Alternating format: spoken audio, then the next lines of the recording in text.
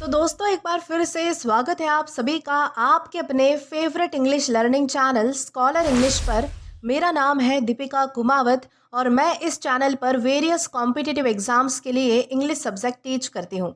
तो बेसिकली आज के इस वीडियो में हम डिस्कस है एक बहुत ही शानदार और इंटरेस्टिंग पोयम को, जिसका नाम है the tiger by William Blake. तो चलिए हमारी पोयम में आगे बढ़ने से पहले सबसे पहले हम हमारे पोएट के बारे में थोड़ी बहुत इंफॉर्मेशन देख लेते हैं।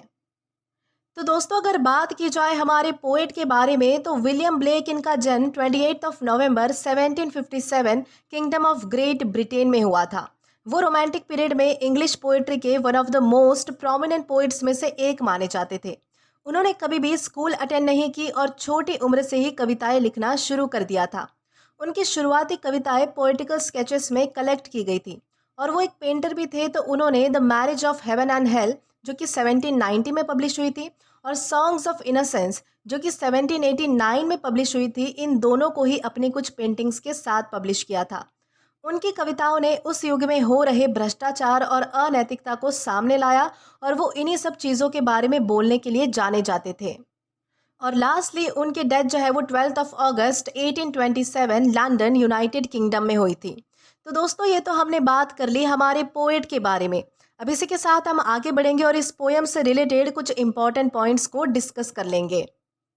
तो दोस्तों अगर पोयम के बारे में बात करें तो ये पोयम हमारे पोएट के कलेक्शन सॉन्ग्स ऑफ एक्सपीरियंस में 1794 में पब्लिश हुई थी और इस पोयम की राइम स्कीम है AABB और थ्रू आउट द पोयम यही पैटर्न फॉलो होता है। तो दोस्तों ये तो हमने जान लिए कुछ इंपॉर्टेंट पॉइंट्स। अब इसी के साथ हम आगे बढ़ेंगे और जानेंगे कि इस पोयम में हमें क्या मैसेज दिया गया है, यानी कि इस पोयम का थीम और मैसेज क्या है। तो चलिए आइए देखते हैं। दोस्तों अगर बात की जाए इस पोयम के बारे में तो विलियम ब्लेक इस पोयम में एक टाइगर को देखकर गॉड के क्रिएशन के राज पर सवाल उठाते हैं। टाइगर एक सिंबल है फियर, पावर और ब्यूटी का। पोयम का सेंट्रल पॉइंट है कि एक ही गॉड ने अगर इनोसेंट और सॉफ्ट क्रिएचर जैसे कि लैम्ब यानी कि जो भेड़ होती है उसको बनाया है, तो क्या वही गॉड ने इतना डेंजरस और टेरिफाइंग क्रिएचर टाइगर को भी बनाया होगा? अगर हाँ तो इसका मतलब है कि गॉड के क्रिएशन में ड्युअलिटी है, मतलब दुनिया में इनोसेंस और टेरर, गुड और इविल, सॉफ्टनेस एंड फेरोसिटी दोनों एक साथ एग्जिस्ट करते हैं। दोस्तों ये पोयम हमें ये सोचने पे मजबूर करती है कि गॉड सिर्फ स्वीटनेस और गुडनेस का ही सोर्स नहीं है, बल्कि उसने डेंजर और डिस्ट्रक्शन जैसी चीज़ें भी बनाई हैं और इसी बैलेंस में पूरी यूनिवर्स चल रही है। तो इस तरीके से यहाँ पर हमें बताया गया है। तो दोस्तों यही है आज की हमारी इस पोयम का थीम या फिर कहे तो मैसेज। अब इसी के साथ हम आगे बढ़ते हैं और इस पोयम के लाइन टू लाइन एक्सप्लेनेशन को देखकर इसे अच्छे से डिटेल में समझने की कोशिश करेंगे। तो चलिए आइए शुरू करते हैं। तो दोस्तों हमारी पहली लाइन आती है, tiger tiger burning bright in the forest of the night. यानी जब पोइट टाइगर को बर्निंग ब्राइट बोलते हैं तो इसका मतलब है कि टाइगर की आंखों की चमक और उसका ऑरेंज ब्लैक स्किन का जो पैटर्न है, जो स्किन का रंग है, वो ऐसा लगता है जैसे अंधेरे जंगल में आग जल रही हो। इमेजिन करो रात के टाइम में एक घना जंगल है, सब कुछ ब्लैकआउट जैसा है, यानी कि हर तरफ अंधेरा है। सिर्फ एक टाइगर है जिसका शरीर और उसकी आंखें ऐसे चमक रही है जैसे कि कोई टॉर्च हो, जैसे कि कोई उजाला हो। दोस्तों ये एक विजुअल इमेज है जो एकदम पावरफुल लगती है। इस इमेजरी के थ्रू पोइट बता रहे हैं कि टाइगर एक नेचुरल वंडर है, एक साथ डेंजरस भी और ब्यूटीफुल भी। यहाँ टाइगर को सिर्फ एनिमल नहीं बताया गया, बल्कि एक सिंबल बना दिया गया है फियर, पावर और मिस्ट्री का। Forest of the night life के अननोन और स्कैरी एस्पेक्ट को रिप्रेजेंट करता है, जहां हमेशा डार्कनेस और अनसर्टिनिटी होती है। तो इस तरीके से यहाँ पर हमें समझाया गया है। What immortal hand or I could frame Dai fearful symmetry. दोस्तों पोइट सोचते हैं कि किस इमॉर्टल हैंड ने, यानी कि किस डिवाइन पावर ने या फिर किस गॉड ने टाइगर को डिज़ाइन किया होगा। फियरफुल सिमेट्री का मतलब है टाइगर की बॉडी का डिज़ाइन जो है वो एकदम परफेक्ट और बैलेंस्ड है, लेकिन वो परफेक्शन स्कैरी भी लगता है क्योंकि उसके जो टीथ है, क्लॉज है, जो मसल्स है वो डेंजरस होते हैं। दोस्तों ये एक तरीके का पैराडॉक्स है, यानी कि टाइगर एक साथ ब्यूटीफुल भी है और टेरिफाइंग भी है, यानी कि खूबसूरत भी है, साथ ही साथ डरावना भी है। दोस्तों ये जो लाइन है वो इंसान को गॉड के नेचर पर सोचने पे मजबूर करती है कि अगर गॉड सब कुछ बनाता है तो उसने इनोसेंस बनाया। इनोसेंस यहाँ पर प्रतीक है लैम्ब का। लैम्ब यानी जो भेड़ होती है उसको हम कहते हैं लैम्ब। साथ ही साथ टेरर, टेरर का प्रतीक है टाइगर। यानी कि अगर गॉड ने इनोसेंस बनाया तो टेरर क्यों बनाया, मतलब कि टाइगर को क्यों बनाया। मतलब कि यहाँ पर क्या बताया गया है कि क्रिएशन सिर्फ स्वीट और जेंटल ही नहीं होती, बल्कि उसमें डर और डिस्ट्रक्शन भी इंक्लूडेड है। यानी कि गॉड जो है वो क्या करता है कि हर तरीके की क्रिएशन बनाता है। अगर उसने स्वीट अगर क्रिएशन बनाई है, स्वीट और जेंटल अगर क्रिएशन बनाई है, तो वो एक ऐसी भी क्रिएशन बनाता है जहाँ पर डर और डिस्ट्रक्शन भी हो। तो इस तरीके से यहाँ पर बताया गया है। इन वॉट डिस्टेंट डीप और skies burn the fire of thine eyes. यानी कि पोइट जो है वो टाइगर की आंखों की आग का सोर्स ढूंढने की कोशिश करते हैं। क्या वो फ्लेम किसी डीप डीप हेल का मतलब होता है अंडरवर्ल्ड से आई है, या फिर किसी हेवन के किसी ब्राइट जगह से आई है। दोस्तों ये जो क्वेश्चन है वो टाइगर की आंखों को एक कॉस्मिक चीज बना देता है। जैसे उसकी एनर्जी सिर्फ अर्थ की नहीं है, सिर्फ धरती की यानी कि पृथ्वी की नहीं है, बल्कि पूरा यूनिवर्स उसमें घुला हुआ है। यानी कि यहाँ पर क्या कहा गया है कि टाइगर की आंखें सिर्फ फिजिकल फायर नहीं है, वो सिंबलाइज करती है उसकी डिस्ट्रक्टिव एनर्जी, उसका रॉ पैशन और उसकी अनस्टॉपेबल शक्ति को। यहाँ पोएट इनडायरेक्टली क्रिएशन के डुअल नेचर को पॉइंट करते हैं कि क्या टाइगर सिर्फ डिवाइन है या फिर डेमोनिक भी है। यानी कि क्या टाइगर डिवाइन है या डेमोनिक, इस तरीके का सवाल यहाँ पर हमारे पोएट करना चाहते हैं। तो इस तरीके से यहाँ पर इस लाइन में हमें समझाया गया है। On what wings dare he aspire? What the hand dare seize the fire? दोस्तों यहाँ पर पोएट एक माइथोलॉजिकल रेफरेंस का यूज करते हैं। वो सोचते हैं कि टाइगर के क्रिएटर ने किस तरह से हिम्मत की होगी ऐसी फायर को पकड़ने की, यानी कि ऐसी पावर, ऐसी एनर्जी और ऐसी डेंजर को बनाने की। दोस्तों ये जो इमेज है वो हमें रिमाइंड कराती है प्रोमेथियस की स्टोरी, जहाँ पर उसने गॉड से फायर चुराई थी और ह्यूमंस को दी थी। मतलब कि टाइगर बनाने के लिए क्रिएटर को एक हीरोइक और रिबेलियस रिस्क लेना पड़ा होगा। दोस्तों ये जो लाइन है वो एक और लेवल पर ये भी सजेस्ट करती है कि जो पावर टाइगर में है वो डिवाइन फायर जैसी है, एक ब्लेसिंग भी है और एक कर्स भी है। मतलब कि क्रिएशन के साथ रिस्पॉन्सिबिलिटी और डेंजर दोनों जुड़े होते हैं, इस तरीके से यहाँ पर बताया गया है। देन इसके बाद है and what shoulder and what art could twist the sinews of thy heart. यानी पोइट जो है वो टाइगर के हार्ट के क्रिएशन पर अब ध्यान देते हैं। वो सोचते हैं कि किसने उसके स्ट्रॉन्ग मसल्स और दिल को शेप दिया होगा। ट्विस्ट द सिन्यूज का मतलब है केयरफुली मसल्स को बनाना, एकदम डिटेल्ड क्राफ्टमैनशिप की तरह। दोस्तों इस इमेजरी से लगता है कि जैसे एक डिवाइन ब्लैक स्मिथ, यानी कि सुनार, जो सुनार होता है, जो ब्लैक स्मिथ होता है, यानी कि जो मतलब कि किसी चीज़ों के मतलब कि घड़ता है यानी कि किसी चीज़ को बनाता है, उसने ही टाइगर के हार्ट को फोर्ज किया होगा यानी कि बनाया होगा, उसकी जो है वो मतलब कि बनावट की होगी। यानी कि यहाँ पर जो हार्ट है वो सिंबलाइज करता है कि टाइगर की लाइफ और उसका करेज क्या है। यानी कि यहाँ पर हार्ट किस चीज़ को सिंबलाइज करता है, तो टाइगर की लाइफ और उसका करेज। दोस्तों ये लाइन सजेस्ट करती है कि टाइगर के एग्जिस्टेंस में सिर्फ रॉ पावर नहीं है, बल्कि एक इंटेंशनल डिज़ाइन और आर्ट भी है। मतलब कि ब्यूटी और टेरर दोनों एक साथ एक ही डिज़ाइन में जुड़े हुए हैं, इस तरीके से यहाँ पर बताया गया है। And when thy heart began to beat, what dread hand and what dread feet। यानी जब टाइगर का हार्ट पहली बार धड़कना शुरू हुआ, तब कौन से स्कैरी हैंड्स और फीट उसके क्रिएशन के प्रोसेस के पीछे थे। दोस्तों ये जो लाइन है वो एकदम ड्रामेटिक मोमेंट क्रिएट करती है, जैसे कि एक न्यू बॉर्न क्रिएचर अपनी टेरिफाइंग एनर्जी के साथ जिंदा हो गया हो।